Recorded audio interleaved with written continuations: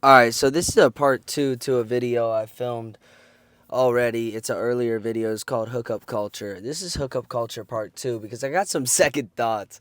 I mean, put me back in the game, dude. That's how I really feel. No, I'm joking. But, in the last video I was talking about, and I'll link the last video down below.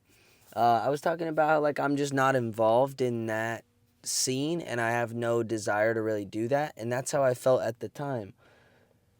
But now, thinking about it, I'm like, I don't know. I still feel the same way, but I'm like, okay, I feel like I was really harsh on one side, but I feel like there's a way to casually hang out with people, you know, and it doesn't have to be all or nothing. I feel like there is kind of a middle ground where you can have healthy relationships with people and there can be a casual romantic relationship without having to either be dating or married or the opposite of that. And I think sometimes when I make these videos, I'm so locked in on one side of the argument or one way of thinking. And the truth is, I don't really just have one way of thinking. And after a couple weeks, I was like, you know what? I actually want to update that video and let people know that that's not fully how I feel. Like, you're not a bad person if you participate in hookup culture.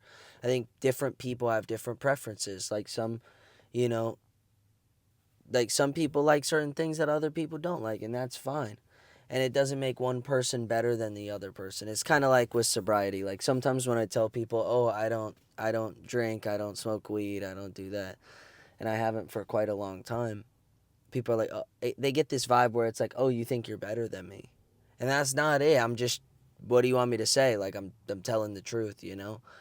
So just like with the hookup culture thing, I don't want people to be like, bro, you've definitely been a part of it. And yeah, I have, but I just don't currently really participate too much in that, you know? Um, it's just not something that I love to do. Um, I don't know. Yeah, but I think I look forward to finding good balance though and having more relationships with other people that are casual and just getting comfortable hanging out with people. I think, going on dates is definitely something that it's not my strong suit, you know, definitely not my strong suit. And I think it's just like a skill, like with anything. The more you do something, the better you get at it. If you're scared of something, the more you're around that, the less scared you are. That's just how life works. So the only way to confront fears and to overcome them is to face them. And I was saying, actually, I was in therapy the other day, and I was saying sometimes when I'm with people, I feel like there's an invisible wall between me and them. And, my therapist was like, poke at the wall because the wall's not actually there. You'll find that if you put your hand through, there's no wall there. And, I just thought that was powerful. I kind of laughed when he said that because I was like, okay, that's cool. I think I'm just like a naturally closed off person. I wasn't always, but I guess I don't know what happened. Series of events led to me becoming more closed off.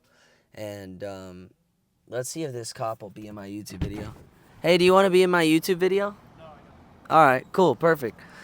The guy said, "No, I don't." Okay. The cop. I just asked the cop if he wanted to be in my video. He's like, "No, I don't." Um. All right. Well. What was I saying? Oh, I was in therapy, and you know, um, yeah, that invisible wall thing I thought was pretty powerful because the invisible wall is never there, but sometimes you can feel so closed off to the people that are right next to you because of fear, because you're scared.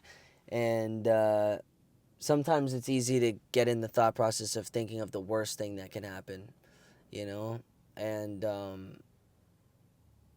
really, oftentimes, that's never the case. And so, I think it's important to remember that, you know, things are going to be all right, and it's okay to enter situations where you don't know exactly what's going to happen. It's easier to stay in situations where you can expect the outcome. Like, if I'm just sitting in my room, I know nothing crazy is really going to happen. Maybe the fire alarm will go off randomly, or there could be a tornado, very rare. But if I go out with somebody, I don't really know what's going to happen. Anything technically could happen, right? And so there's more fear there, but it's a normal fear, and it's actually not, it shouldn't hold me back from doing anything. It shouldn't hold anyone else back from doing other things either. I don't really know where I'm going with this video, but this is Hookup Culture Part 2. And I'm sure there's going to be many more parts to come, because as I post every day on this channel, I run out of things to talk about. And I'm a yapper. So, enjoy. Have a good weekend.